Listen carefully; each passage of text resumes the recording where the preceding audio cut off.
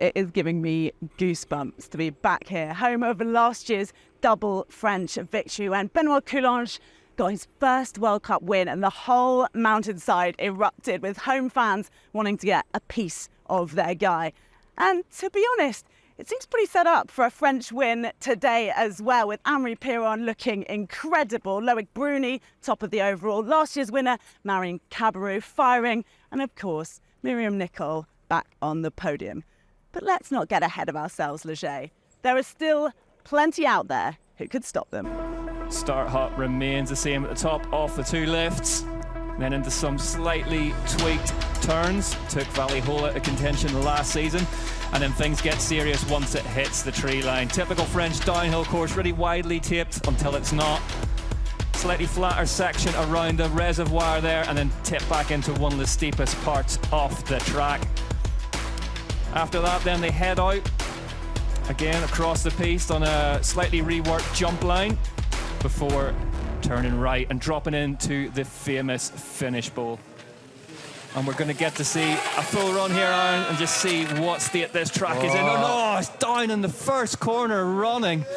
And that, I was about to ask you, what do you think the conditions are going to be like up there? That kind of tells its own story, doesn't it? Yeah, I was just going to say, oh boy, look at how shiny that is up there. The top of the hill up here, there's a lot of altitude up there, so a lot of times the weather is going to be coming down a lot harder up there earlier than it will down here where we're at the bottom. So this is the first time these riders are seeing this course and this condition, and you got to kind of take a guess at your setup. Usually you soften things up just a little bit, try to find some more grip when there's really not any. Oh, running down hard through the crash net in.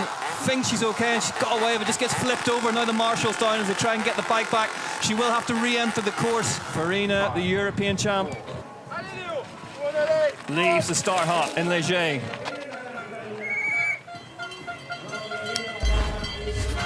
Her only finals appearance so far this season, not been going well for her, but she's in the big show today. 9.8 seconds up. This is a question of getting the bike down the line. Look at the front end trying to break away from underneath, but this section looking like it's going to be key, Aaron. Yeah, she's committed to the high line there, making it work. She's got to keep the bike straight up and down right here. Be careful. Nice. Really, that's good job, just barely holding on to it. Barely holding on to it. We saw those earlier parts of the track in our course preview with Aaron and I, and the force, oh, dude. That is scary looking. This section, my goodness, this was slippery this morning in the morning dew, let alone a bit of drizzle out there. But those ruts, they're so deep. The impact of the riders are hitting those ruts up there in person. They've got to be close to axle deep, some of them. Yeah, we are going to see Farina head to the hot seat, though, as she heads down. Manages to tick off all the sections cleanly. First elite woman to do that. Let's see what her time is. She crossed the line and give us her first real benchmark, a 4:19.168 for Eleonora Farina. Happy with that. Fifth in semi-finals for Johnset, so really, really gifted technical bike rider. I'm going to go out on a limb here and say if she can hold this together, this could end up being your winner by the end of the day. I was so impressed with how she was riding in the mud. First day of practice, the line she was hitting, she definitely tends to hang it out. You can see by the aggression already, she's going for it. She can put this together. One of those racers that she's an incredible bike rider, but just sometimes struggles to add it up against the clock. But these conditions will suit her today. And as Aaron says, if she can hang on to this one, maybe that first win, just dabs a foot there, but manages to keep it going. Yeah, huge opportunity here. She had a really good semi-run yesterday, actually, in the dry, too. Really tight. I think she was only a couple seconds back off the lead. And like I said, this section she's coming in, yeah, you can see the rain's really starting to come down. But right here is where I saw her in practice. There's a right-hander that's super tight right here. Yeah, look at this. Beautifully done from Johnset right here. Just over that route. Lofts the back wheel round there.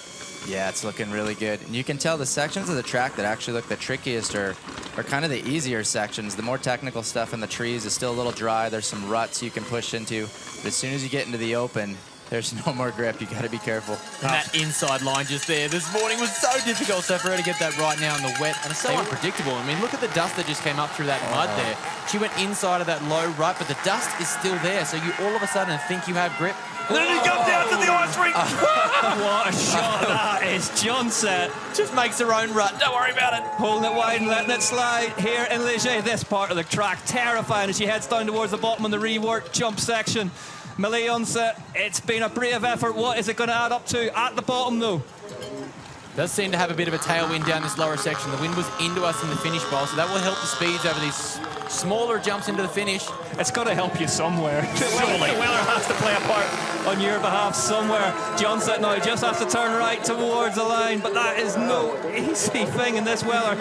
Heads down, cross the line. Mille Johnset then second place, 6.7 back, shakes the head. Is it going to hamper the German national champion today? And these first corners, really crucial. They're your sighters. Mate, that first little off-camber left, how it falls away and the ruts that have developed is so smooth. Hoffmann! Hoffmann's down! Hoffmann down in Léger. You can see it started going wrong early for her, Aaron. Yeah, just start to push the front end just a little bit. And when it's slippery like this and hard pack, when it starts to go, there's just no way to pull it back. It's never going to catch traction again today. Currently fourth in the UCI World Cup overall. Nina Hoffmann just takes a seat on the Santa Cruz V10, and just as we kind of alluded to earlier, Aaron, when you're having to brake a lot heavier whenever the conditions are like this, it is a lot more force through the upper body. It's a lot more strain. Yeah, for sure. And you just have a tendency to ride really tight because you just feel like the wheels are going to skip out at any minute. And you grip the bars tight, and it almost makes it worse. You got to kind of stay loose on the bike, stay square over the top of it, make sure you're not dipping the elbows and the head in too much. Josh, this section really is looking key for me. You can see how dry it is through. Hoffmann goes down again. Big impact for Hoffmann on that left-hand side. Oh, that is just going to rattle that confidence even more. And if you get caught in between, she definitely made that look good. Hold on to it. Just having to stand on the side of the tires there. Mate, that looked hectic. Look at the speed difference. There's huge ruts coming into that jump there, and it just shows how much speed has been lost from this track. Oh, the front wheel tries to get away from Cabirou, but she holds on. I'm going to lose my voice sooner rather than later. Hold on to it. We heard from Emery Piron last year in a similar position. He was leading the overall, and he said he just couldn't shake that thought of giving up the overall from a mistake here. The pressure, racing in France, in Léger. Cabirou down hard through the route section. My goodness, these girls are hitting the ground hard today. Cabirou has been down. She's been down again as well in that right-hander. That right-hander is so diabolical right now, so maybe that inside could play its card here today, because it's just ice. Look, exactly the same place. It's exactly. Oh, that is a huge impact down to the corner there. You see the rain falling down in the start hut. Seagrave with that new signature Fox kit launched earlier on this week. As we wait to see her first split, what is it going to look like? Seagrave's faster by 1.5 seconds. Whoa, she's navigated that upper section well. The great sign is that she is still clean for now as the roots start to emerge into this lower section here. We've done some of these sections. See if she gets this big double jump down here. Oh, no worries. Oh, yeah. Like butter. Cleanse it. Seagrave absolutely trucking. There is her team manager and Dad Tony watching on that chewing gum. The RPMs are increasing. Seagrave gets really close. That race 5.5 faster now for Seagrave at the third split. Here we go. This is the key part here. This is so off camber. Some massive roots. We've seen rider after rider slap the dirt right here from Marine Cabirou and into the biggest shoot of the race. Seagrave, shades of Reese Wilson from a couple of years ago, just really having a good go at this race. It's away from her and goes down, but she does have time. If she can get back to the bike, it slips away from her. Here's the line I'm talking about, Lee. She was looking for it. Come on, Tani, let's go. Drama from Seagrave. Pulls a couple tear-offs, trying to... That's what's so hard, too, is when you get to the bottom where it's the hardest, usually you can't see there. Yeah, you can see, I mean, she just dropped into that corner from 10 feet above it and still barely made it. And just like that, it's all over. Tani Seagrave then heads down towards the line. She gave this one absolutely everything and nearly came away with a win. Seagrave crosses the line. Third place, 20.6 seconds back. Interestingly, hunting the dirt, so she's paid attention to the lines here. She's not on the main line, so she's hunting that fresh dirt. Yeah, smart riding. Running handguards, too. I noticed yesterday in qualifying, the only rider, I think, in the field actually running handguards. Yeah, stitches in her hand from a crash earlier on the week. The Common Sound muck-off squad.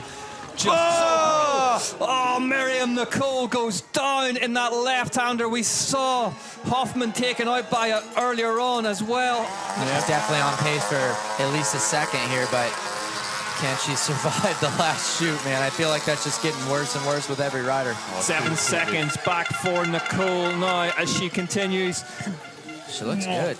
She does look good. She looks like she knows it hasn't got away from her. She wasn't on the ground that long either. She tripods her way into that corner, unclips the wrong foot, needs to get it back in again. Shoes filled with mud. Okay, if this is a mud race, that's going to be an option. Goes wide on entry there, Myriam Nicole. It's not been what she came here for, but it has been a superb piece of bike riding. Myriam Nicole down the line, 4th place.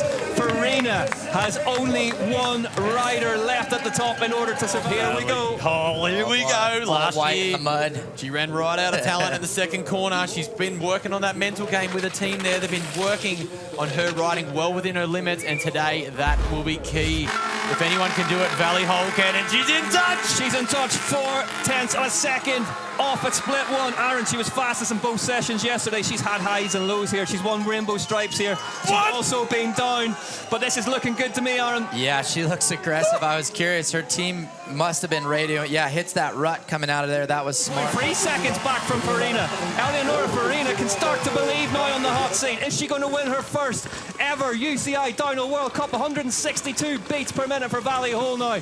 Aaron, are you liking what you're seeing so far from Holl? Yeah, it's looking good. We know she's such a strong rider. Has a tendency to go really fast at the bottom of these tracks, so she's definitely right there in touch. But what a run from Farina. This is crazy to watch. What's she going to do here? Oh, look at the setup. Is she going to go high? She goes for the low. This low is going to be the line. Nice. Clever.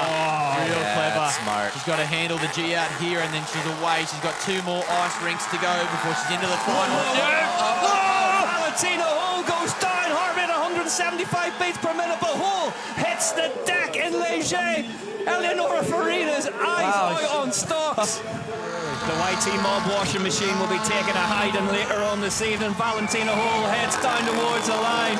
She's 10.4 seconds back at the 4th split. This one is not going to be hers, but there are points up for grabs here. Where is Holl going to cross the line?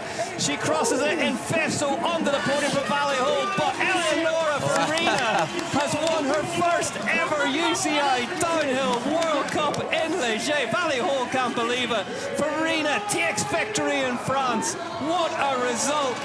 Well applauded by Valentina Holl as well. Great to see. Wow, huge congratulations. You've only gone and done it. Eleonora Farina, you've won your first World Cup. And what a race to do it at. What was it like out there? Wow, it was a crazy one. In my mind at the start, when it started raining, I say, Ele, stay on your bike, stay on your bike and make a clean down. So yeah, after 10 years, I can say I won my first World Cup. I'm so stoked. And I mean, it's been such a journey for you. Who do you have to thank? I mean, it's a whole team effort. For sure. All the team, my family, everyone involved. Just say thank you to everyone. I'm so happy. Enjoy celebrating. Well done. Thank you very much. Ciao, guys. Yee-hoo! One of downhill's great pros, Eleonora Farina, gets her win at long last. The European champion from MS Intense.